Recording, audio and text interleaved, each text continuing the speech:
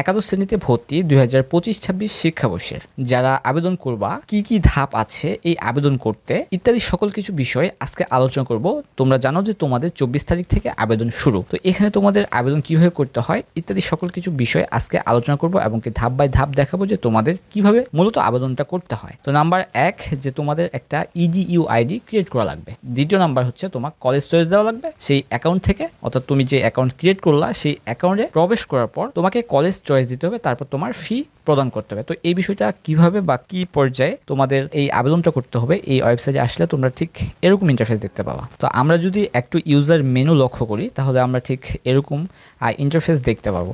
So এরকম ইন্টারফেসে তোমাকে এখানে প্রথমে লগ ইন অপশনে ক্লিক করলে ঠিক আমাদের এই যে লগ ইন অপশনে ক্লিক করলে আমাদের ঠিক এরকম ইন্টারফেস দেখাবে। এখানে তোমার শিক্ষার্থীর EDU আইডি ক্রিয়েট করার পরেই কেবল তুমি কলেজ চয়েস দিতে পারবা। সো সেই ইন্টারফেসটা ঠিক এরকম হবে। তার পরবর্তী ধাপ হচ্ছে শিক্ষার্থীর ধরন, যে তুমি board student, Bangladesh open university student, equivalent certificate holder, এরকম ইন্টারফেস দেখার পর তোমার EDU আইডি এর জন্য অর্থাৎ তোমার বোর্ড নির্বাচন করতে হবে, পাশের সাল নির্বাচন করতে হবে, তোমার রেজিস্ট্রেশন নাম্বার লাগবে, রোল নাম্বার লাগবে। সো সকল কিছু সঠিকভাবে প্রদান করার পর আমাদের ঠিক এই যে এরকম ইন্টারফেস আসবে।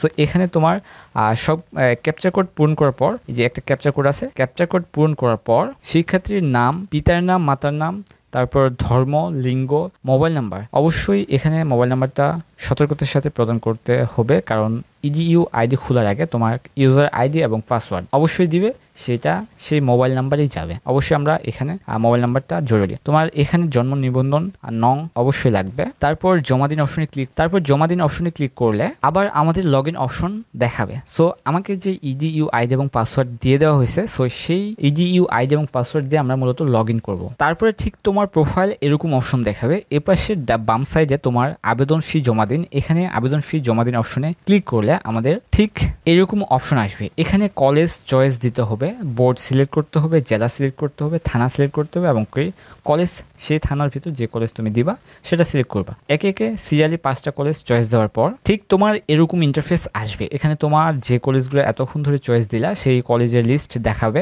কলেজ চয়েস জমা দেওয়ার পর ঠিক আমাদের এই অবস্থা দেখাবে যে আপনার status your status not applied, অর্থাৎ এখনো পর্যন্ত অ্যাপ্লাইড হয় নাই, অর্থাৎ আগে টাকা পেমেন্ট করতে হবে তারপর অ্যাপ্লাইড এখানে দেখাবে। বাম সাইডে আবেদন ফি জমা দেওয়ার অপশনে ক্লিক করলে ঠিক আবেদন ফি জমা দিয়ে এগিয়ে যান এখানে ক্লিক করতে হবে, অর্থাৎ আবেদন সম্পূর্ণ বা সফলভাবে হয়েছে এরকম একটা মেসেজ দেখাবে যে অবশ্যই এই আবেদন ফিটা তোমাকে বিকাশের মাধ্যমে পেমেন্ট করতে হবে। এছাড়াও এখানে তুমি যখন টাকা পেড করে ফেলবা এখানে তোমার কলেজ যদি মনে করো যে তুমি 5 নম্বর কলেজকে সামনে আনবা বা কোনো কারণে ভুল হয়েছে সেক্ষেত্রে তুমি উঠানামা কিন্তু করতে পারবা। এই বিষয়টাও কিন্তু এখানে আপ ডাউন করা যায় আর কি। তো তোমরা জানো তোমাদের আবেদন 24 তারিখ থেকে শুরু হচ্ছে, অর্থাৎ আগামীকাল থেকে শুরু হচ্ছে। তো অবশ্যই ভিডিও দেওয়ার চেষ্টা করবো, সেই ভিডিও দেখে তুমি কিভাবে আবেদন করবা এই বিষয়টা স্পষ্টভাবে দেখাবো। সো সেই ভিডিও দেখে তুমি নিজে ট্রাই করতে পারো, অথবা তোমার আবেদন সঠিকভাবে সম্পূর্ণ হয়েছে কিনা এই বিষয়টাও তুমি সেই ভিডিও দেখে করতে পারো। সো আজকের বিষয়টা অর্থাৎ আজকের এই ভিডিওতে